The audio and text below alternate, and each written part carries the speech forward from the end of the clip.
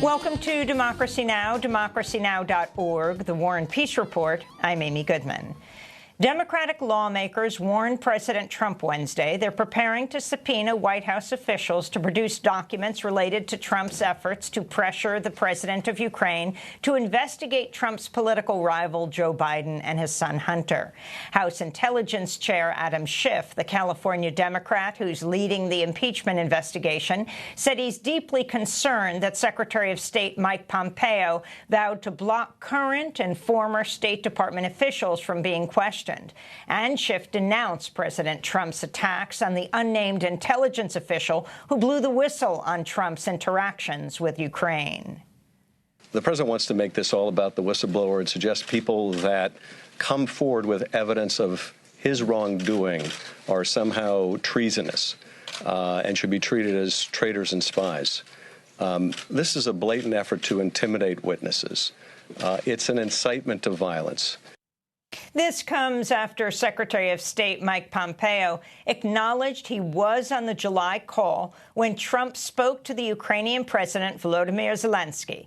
Meanwhile, the Washington Post reports Trump enlisted Vice President Mike Pence in his efforts to pressure Ukraine's new leader. According to the Post, Trump ordered Pence to skip the inauguration of President Zelensky in May and later had Pence tell the Ukrainian president that U.S. military aid was still being withheld while demanding more aggressive action on corruption, which we would have understood included an investigation into the Bidens. President Trump reacted with fresh outrage Wednesday to Democrats' impeachment inquiry, tweeting, quote, "The do-nothing Democrats should be focused on building up our country, not wasting everyone's time and energy on bullshit," Trump tweeted, using the four-letter expletive. Trump then lashed out at his enemies from the Oval Office, saying Congressmember Schiff couldn't carry Secretary of State Mike Pompeo's, quote, "blank strap," a reference to a jockstrap. Trump also repeated his claim that he's a very stable genius. Later in the day, Trump appeared with Finland's president at a joint news conference where he refused to answer questions from Reuters White House correspondent Jeff Mason about his July phone call with the Ukrainian president. Look, Biden and his son are stone cold crooked, and you know it. His son walks out with millions of dollars. The kid knows nothing. You know it, and so do we. Go ahead, ask a question. But the question, sir, was what did you want President Zelensky to do about Vice President Biden and his son Hunter? Are you talking to me? Yeah, it was just a follow-up of what I just asked you, sir. You ready? We have the president of Finland. Ask him a question. Vermont independent senator and 2020 presidential candidate Bernie Sanders underwent surgery for a blocked artery after he complained of chest pain at a campaign event in Las Vegas Tuesday night. Sanders' campaign says the senator had 2 stents inserted into an artery, a common procedure that's performed more than 500,000 times a year in the United States. Patients are typically released from the hospital a day or two after the surgery. Sanders' rivals for the Democratic nomination issued statements of support, as did many members of Congress. In a tweet Wednesday, Senator Sanders thanked his well-wishers and said he's feeling good. He added, quote, "I'm fortunate to have good health care and great doctors and nurses helping me to recover. None of us know when a medical emergency might affect us, and no one should fear going bankrupt if it occurs. Medicare for all," Senator Sanders wrote. In Iraq, at least 18 people are dead, more than 800 others wounded, after police and soldiers reacted with violence to anti-government protests across Iraq. Some of the deaths and injuries came in Baghdad's Tahrir Square, as police fired tear gas and live ammunition into a crowd of hundreds.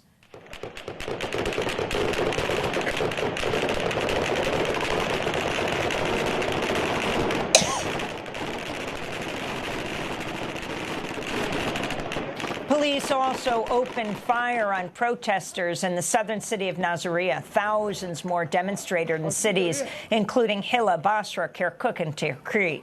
Many of them chanted a popular refrain from the Arab Spring: "The people demand the fall of the regime," as they protested against unemployment, corruption, and lack of public services.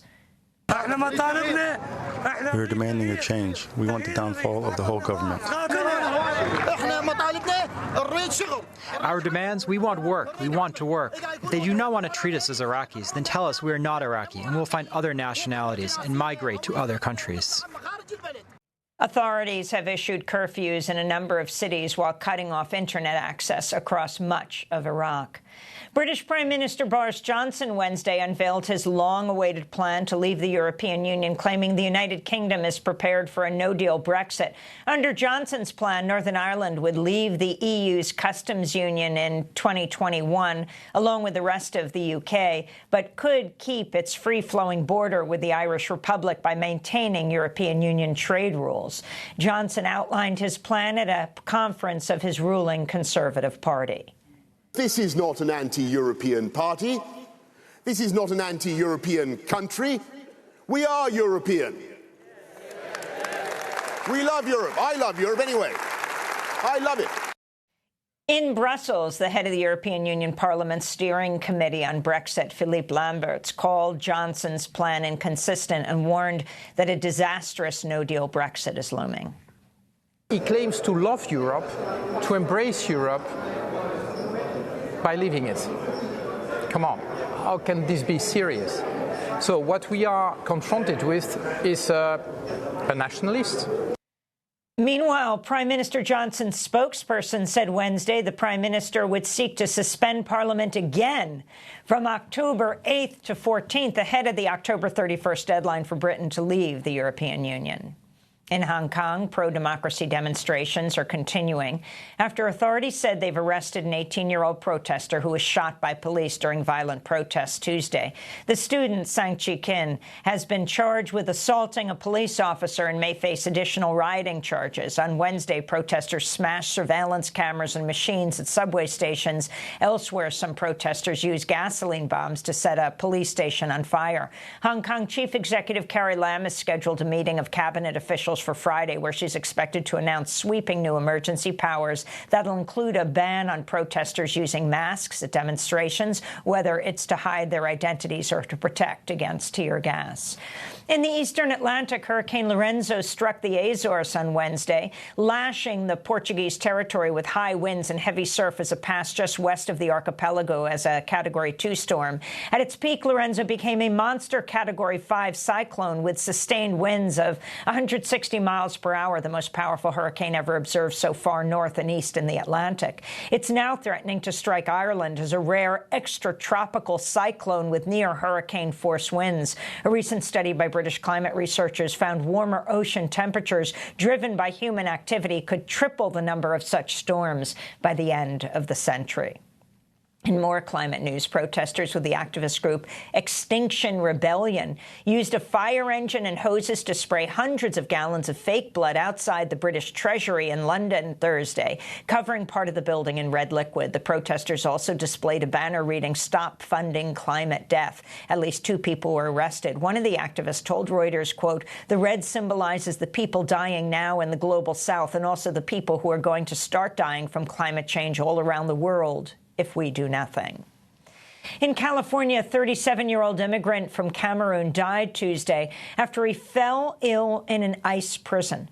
In a statement, ICE said the man, Bani Abienwe, became partially paralyzed after suffering a brain hemorrhage in the middle of the night at Otay Mesa Detention Center. ICE says he was rushed to a San Diego hospital but died after undergoing treatment. The immigration jail is operated by CoreCivic, a for-profit prison corporation. In a statement, Lisbeth Alban of the Inland Coalition for Immigrant Justice said, quote, "The ongoing loss of life in immigration detention is not only heartbreaking, it's infuriating. There's a bill sitting on Governor Gavin Newsom's desk right now waiting to be signed that would ban private detention, like Otay, from California. People in detention cannot afford to be behind bars a second longer. Newsom needs to sign now," unquote. Later in the broadcast, we'll have more on the campaign to end the for-profit prisons here in California. Opera superstar Placido Domingo said Wednesday he's resigning as the director of the Los Angeles Opera amidst multiple allegations of sexual misconduct in the workplace spanning 3 decades. Since August, at least 20 women told reporters Domingo regularly harassed them and tried to pressure them into sexual relationships. Several say he forcibly kissed them or touched them without consent. In some cases, he called them incessantly at home, including late at night. In New York, a federal judge in Brooklyn has denied bail to R. Kelly, setting a trial date of May 18th for the singer to face charges of racketeering, kidnapping, the sexual exploitation of children, and sex trafficking. Kelly is currently behind bars in Chicago, where he faces related federal charges of aggravated criminal sexual assault involving women and girls. His trial in Chicago federal court is set to begin April 27th. A court in Dallas, Texas, has sentenced white former police officer Amber Guyger to 10 years in prison for shooting dead her upstairs neighbor, Botham Jean, a 26-year-old black man, in his own home in 2018. In a remarkable scene following the sentencing, Botham Jean's younger brother, Brandt, said during a victim's impact statement that he forgave Amber Guyger and wished she would not serve any time in prison. Again, I love you as a person,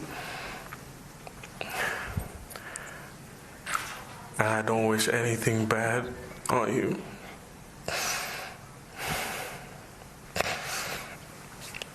I don't know if this is possible, but can I give her a hug, please? Please? The pair then embraced for a minute. State District Judge Tammy Kemp later hugged Botham Jean's family members before turning to Amber Guyger, handing her a Bible and embracing her as well. Guyger will be eligible for parole in 5 years. Outside the courtroom, protesters condemned the sentence as too lenient, chanting, "No justice, no peace." She'd face 5 to 99 years in jail. Protesters later marched through the streets, blocking an intersection near the courthouse. One woman was tackled to the pavement and arrested by riot police. And in Nevada, anti-war groups say 10 activists were arrested Wednesday as they held a nonviolent civil disobedience protest against U.S. drone attacks outside the gates of Creech Air Force Base northwest of Las Vegas.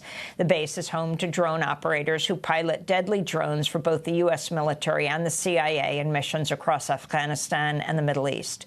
The protest comes just weeks after a U.S. drone strike in Afghanistan killed 30 civilian farm workers who were resting in a field after harvesting pine nuts. 40 others were injured. In a statement, protest organizer Toby Blomé said, quote, "Men, women, and children are violently murdered on suspicion alone, for standing in the wrong place at the wrong time, for just living their lives, for being or of the wrong race or culture, for attending a wedding, for picking pine nuts. It has to stop now," he said.